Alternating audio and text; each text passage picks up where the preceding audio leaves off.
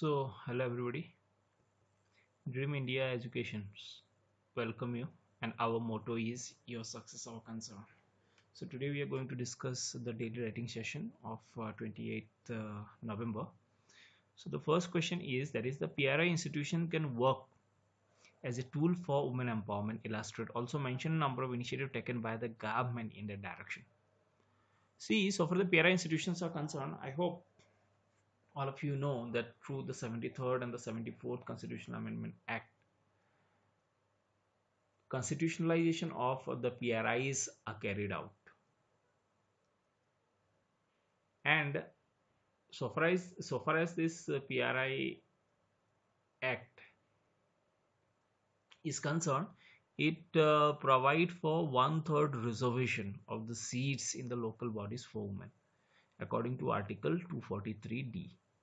So far as this reservation for women is concerned, this is to empower women politically.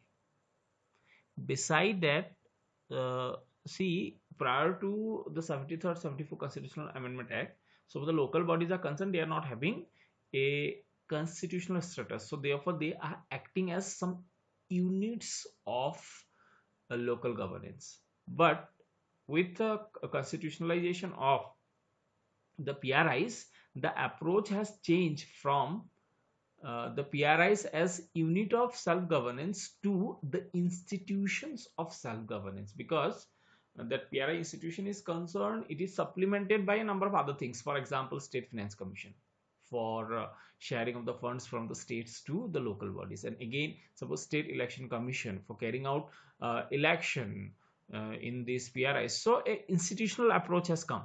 So therefore, that institutional approach in fact help a fair way the representation of the hitherto neglected groups, for example women, as well as scheduled caste, scheduled tribes, because there is a reservation for these groups also. So therefore this emerges as a powerful instrument for the social mobilization of women and the removal of the gender imbalance in the lower level of governance.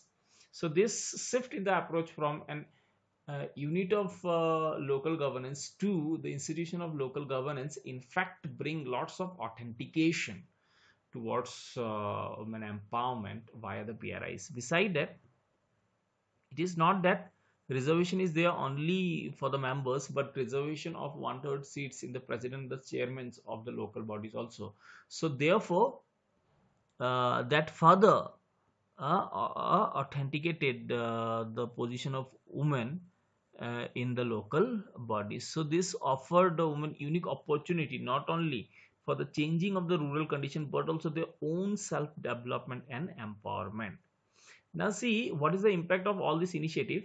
That first thing is that these local bodies are providing a political training to the women and also help in the mobilization of lots of women, particularly in the rural areas.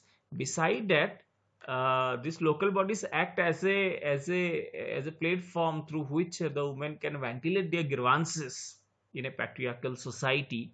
So the reservation of the seats for women in the PRI offices provide them opportunities to ventilate their grievances and actively participate in the formal political arena dealing with the social and the economic problems.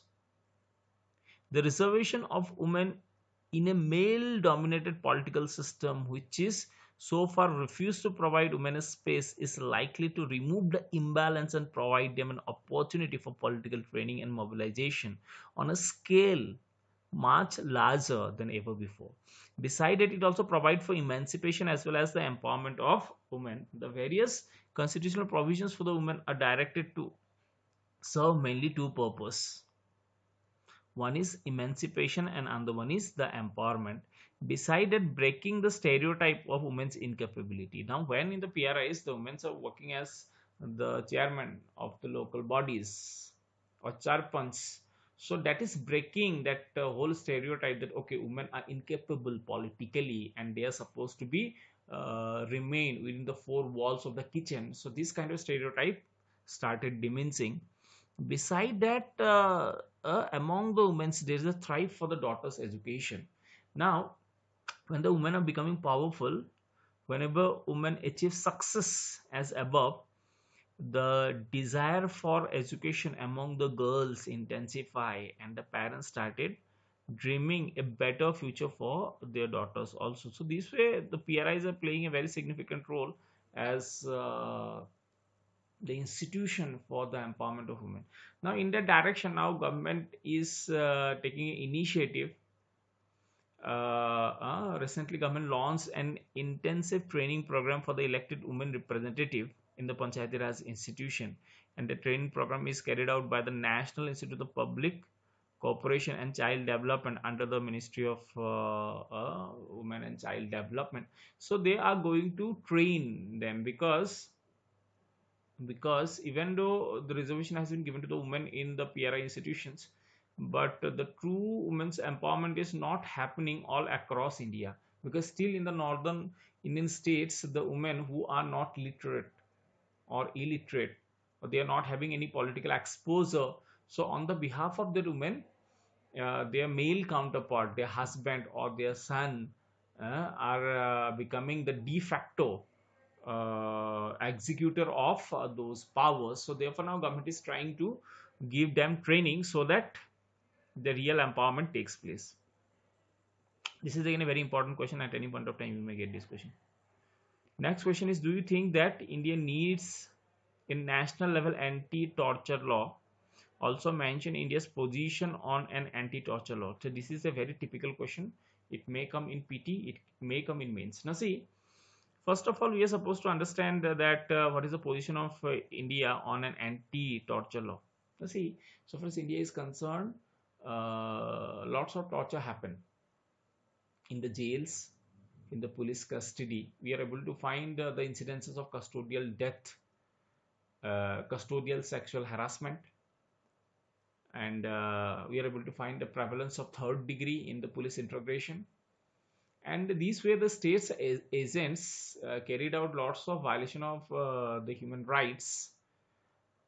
So to protect these human rights from the arbitrary actions of the state's agents, we need a anti-torture law. Now see, so far as India's position with respect to anti-torture law is concerned, India has signed United Nations Convention against torture in 1997 itself, but it is not yet implemented. Now why it is now in news? Because it is 1997, now it is 20 years.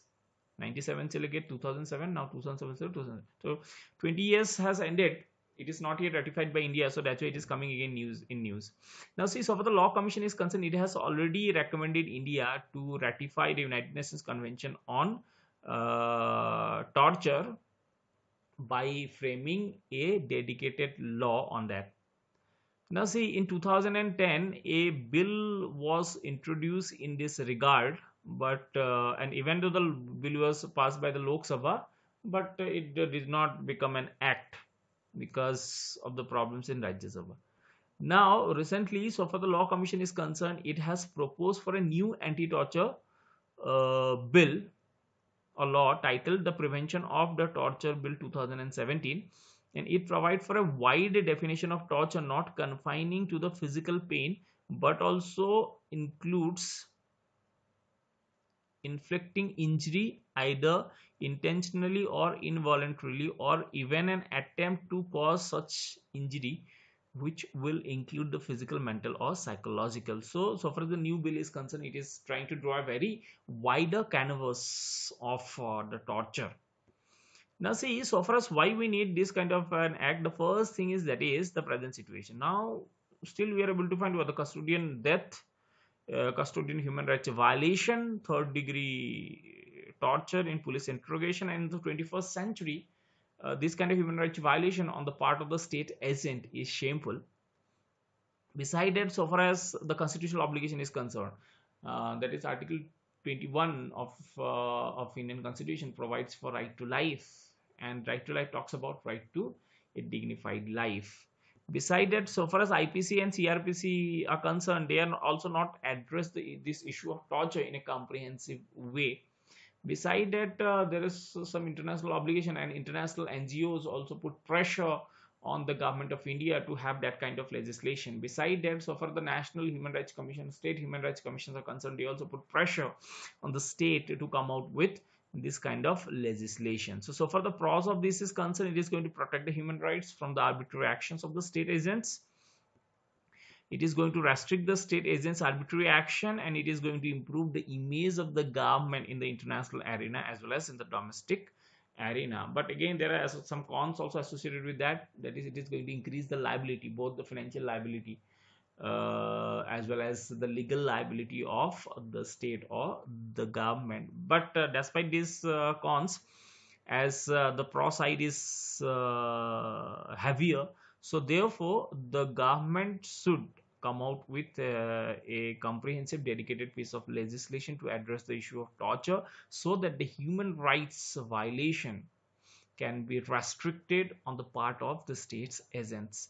Then only we will be able to create a vibrant democracy in India in coming times. Thank you. Stay connected with us. See, always you have to write these answers, because in your mains you'll be able to get a similar kind of questions. You have to make the structure like that, and it is not only about listening to this video, but you have to start writing the answers also, and you have to allocate only 8 minutes in one question. And if you want a better rank in UPSC, then writing is the only solution. And these areas can also be asked in PT also. So thank you, stay connected with us, revise the things in a better way. In coming times we are going to come out with videos for economic survey, budget, India yearbook, and also we are going to come out with dedicated videos for dedicated topics like economy, geography, environment, history, etc. So thank you, stay connected with us.